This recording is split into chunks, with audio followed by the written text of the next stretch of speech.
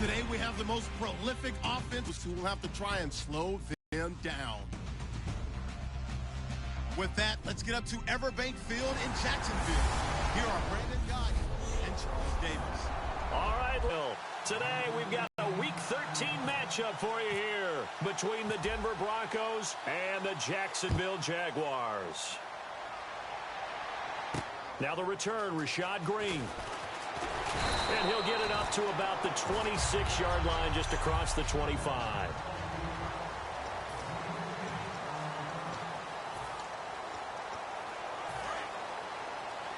And the D-line pinching together must be. He is going to lose yardage here. A loss of a full 3 yards, and now it's second down. Second down and a little ways to go here. 2nd and 13. When we did DeMarcus Ware's games in Dallas, didn't we spend most of the time talking about him rushing the passer? We did, and how about now? Oh, boy, he's expanded his game in a big way. Really does a great job in the run game now, using his length, using his leverage to hold the point of attack and make plays as we just saw there. An early tough test on the opening drive. This is 3rd and 8. A nickelback added defensively as they look to stop this 3rd and 8. Throwing his Bortles on 3rd down. He's got time in the pocket, and he'll be out of bounds across the 30-yard line. 4 yards on the pickup, and it'll be 4th down. Partner, I think that completion takes the definition of dink and dunk to a different level, doesn't it? It does, and the defense was right there, kind of played into their hands.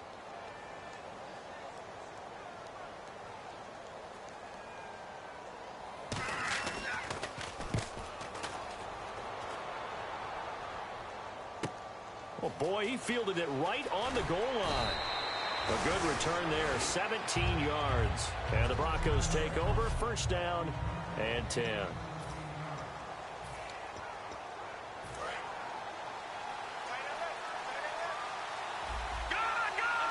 Thomas, the lone receiver left. On 1st and 10, it's Lynch. They will find his man for the first time, Demaryius Thomas. It's a pickup of 14 there, and it'll be 1st down, Denver. No matter how you evaluate quarterbacks, at some point arm strength is going to come into the conversation. I'm really impressed by what I saw on that throw on the out route. Looking again for Thomas, this time complete. And he's brought down. 17 yards on the pickup there, and the drive will continue. Quarterbacks love slant routes because the receivers are breaking right into their line of vision, and receivers love them as well because they're getting the ball on the move and able to catch it and try and get upfield and gain additional yardage. Throwing, Lynch. The catch is made. Benny Fowler. 12 yards on the pickup, and it's a 1st down for the Broncos.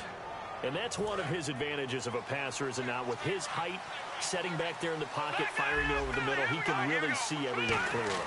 It is, and I know that other quarterbacks get it done different ways, all right? You don't have to be his height to make a great play, but what he does is he takes away having to make those slide steps in the pocket to find angles to throw the ball through. He just throws right over the top of it because he can see everything, and sometimes that saves time and gets the ball to a receiver quicker. Again on 2nd and 10, it's Lynch. And he rifles one in after the 2nd down incompletion. And the Jags have 5 in the secondary here on 3rd down. On 3rd down, Lynch. He throws and he hits the slant route to Thomas.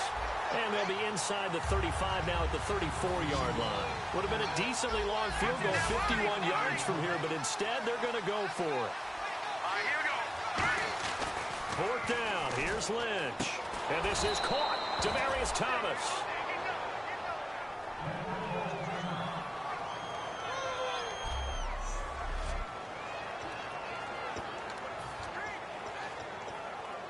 And the offense lining up 1st and 10.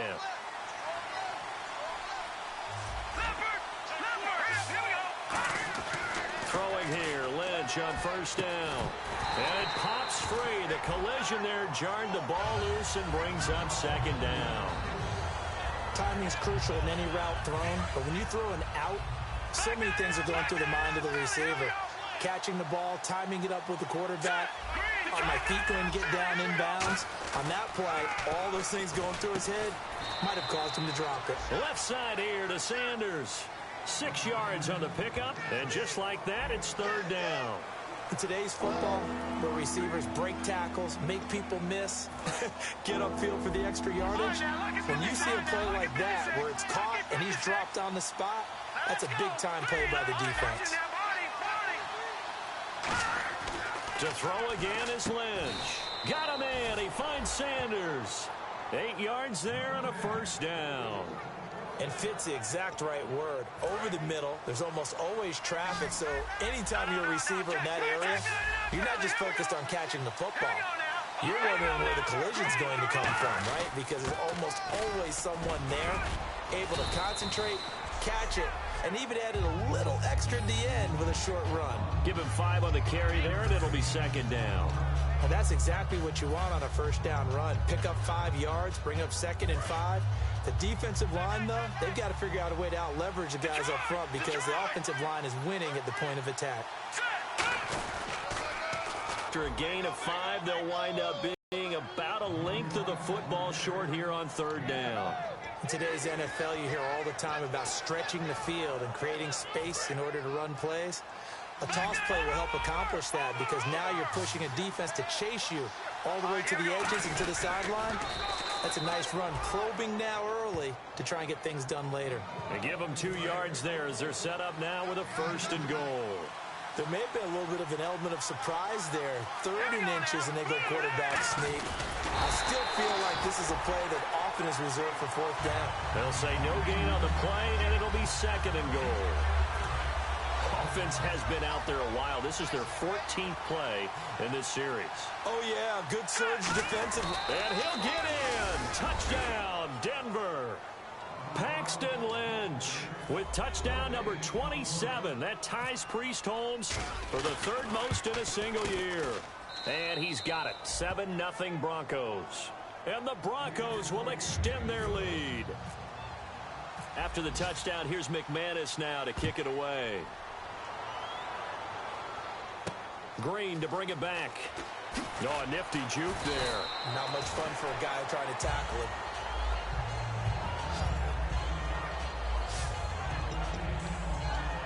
And out now comes Jacksonville as they get ready to go. And the first drive, 3 and out. Second possession, see if they can get a little momentum. And oftentimes that first drive is just a feeling out process. You have some plays that you've got called and you want to see how defense reacts. It may not go terrific on the first one. Now they're ready to go. They've kind of got a look at them, got a sense. Let's see if they open things up a little bit. See if they open things up. Let's see what the defense does here, too, after a good stop. And on the outside, they're playing press coverage. Back to the air on second down. It's Bortles. To the sideline, and oh, a nice catch there. Made sure the feet were inbounds, and they were. Short of the sticks after that completion, and now it's 3rd down for this offense. And defensively, it's a nickel formation here on 3rd down and 9. Throwing is Bortles on 3rd down. And a dump off here to Robinson.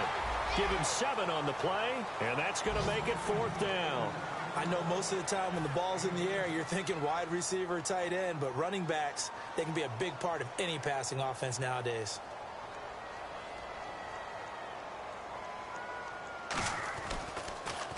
He gets this one away, and boy, it's another boomer.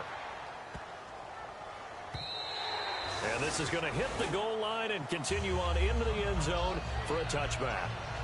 And now the Broncos offense, they get set to head back onto the field. And that recipe on their last drive that resulted in a touchdown looked pretty good, so they'll be hoping to do that once more. And it takes me back to when we sat with the offensive coordinator and the head coach. They felt pretty good about their game plan and thought there were some holes in the defense, and they exploited them the last time out. Let's see if they can come back and put together a similar drive. And we'll see if they can do just that. A big play there on the catch and run. 38 yards. Offense comes to the line now, 1st and 10.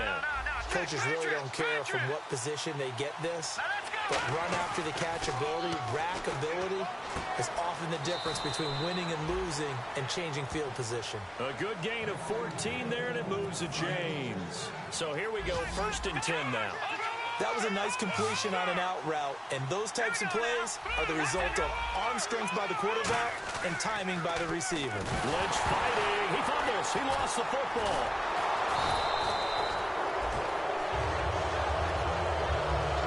On plays like this where the ball comes free, it's often unusual for the team that lost it to get it back because this is a Back alongside Charles Davis, I'm Brandon Gaudin. It's Bronco football to begin quarter number 2, but they face a 2nd and long to start things out.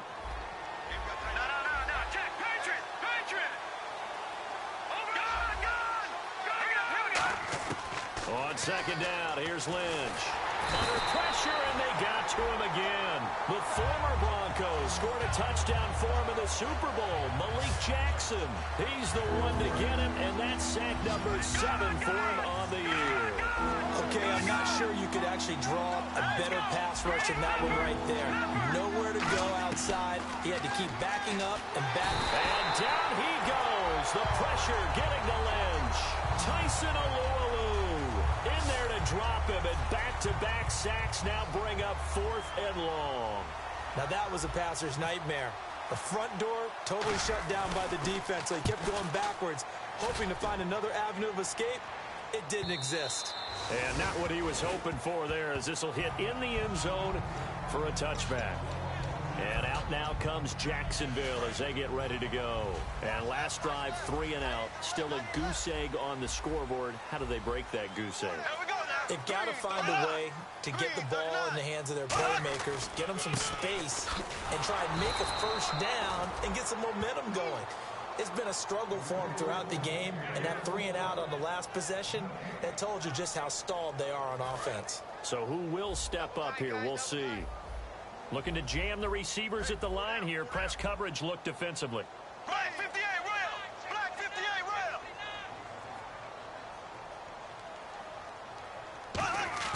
They go play action for Yeldon. Now it's Bortles. Now he's hit, and Bortles fumbled. It's loose. But it looked like a Jaguar was able to cover this thing, and so Jacksonville will keep control.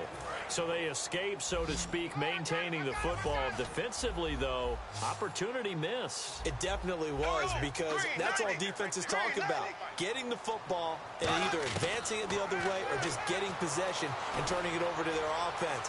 That can be a little bit deflating. You're exactly right. A lost opportunity. Give him 8 on the play, and that's going to bring up a 4th down. Here's Brad Nortman now as he's on to punt for Jacksonville.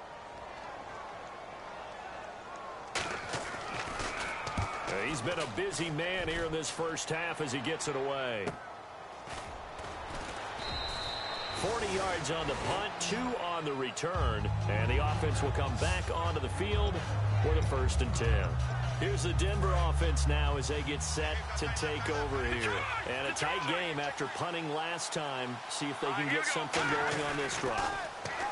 As they head to the field now, with the game this close, you've got to feel there's a sense of urgency for them going on offense right now. But they have to do it without letting panic creep in and affect their play. They come out here in the eye. 2nd and 10 now. It's Lynch. Toward the center of the field, but it's incomplete. Emmanuel Sanders, the intended receiver.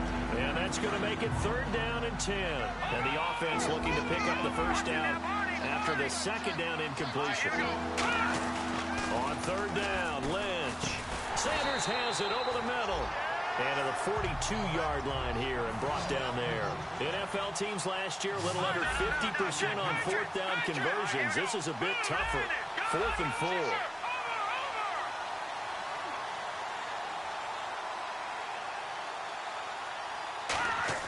Here we go on 4th down with Lynch. Got a man. He finds Sanders. That one good for 12 yards. And they're able to pick up the conversion here on 4th down. And certainly a valuable tool to have in your kit, Emmanuel Sanders, and he's shown us quite a bit in this one. And that's why they wanted to use him immediately. You know they come out of the locker room saying, let's get the ball to him, get our offense jump-started, and in this case, it's worked throughout the game. Thus, they have the lead.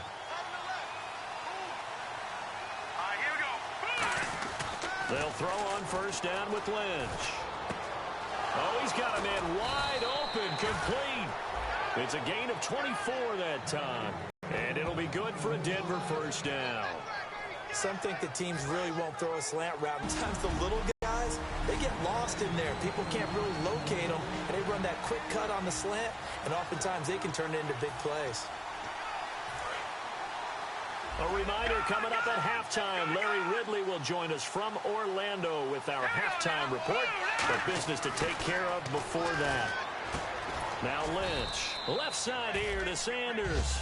It's a 9-yard pickup on the play, and it'll be second and about a yard to go for the first. As a defender, when you know that you're in man coverage and you know that you don't have any help deep, you've got to make sure you stay inside on the receivers because that's the quickest way to get beat if you allow them to go across the middle. They'll give it to him right up the gut. And he's going to get hit at the line of scrimmage and driven backwards. It's Roy Miller that brought him down. And they're going to hurry back to the line now. They'll give it to him right up the gut. Oh, and now the Jags defense deciding to call a timeout. It's just their first, so they'll have 2 remaining here before we get to halftime. So a defensive timeout, chance to regather, regroup, and get set as we resume action. And no signs of the field goal unit. They're going for it on 4th down.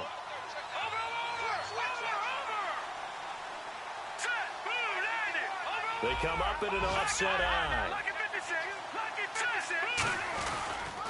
Now they'll run it on the toss. And he is going to lose yardage here. The Broncos unable to convert here on 4th. And the Jaguars are going to take possession here on the turnover on downs. Partner, when you see a running play stop short like that, you just know that the defensive front, they won the battle of leverage and created the push back into the opposing backfield. And for the offensive coordinator, whether you had 1 yard to go or 12, now hold everything here. We're going to get a timeout by the offense.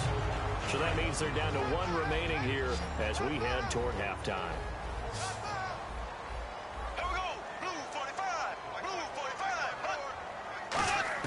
Now Bortles throwing on 2nd down. Catch here, left side, Thomas.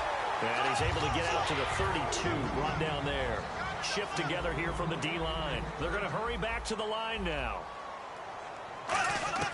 Bortles now on 1st down. To the sideline, and oh, a nice catch there. Made sure the feet were inbounds, and they were. Let's make this one simple. What a catch, especially the finishing part of getting his feet in bounds, toe tapping, and of course, foot dragging. A little tapestry, if you will. Oh, I like it. Now a clash of bodies here, and it's intercepted. It's Chris Harris with a pick, and his guys are going to get the football at the 37-yard line. And that's a great example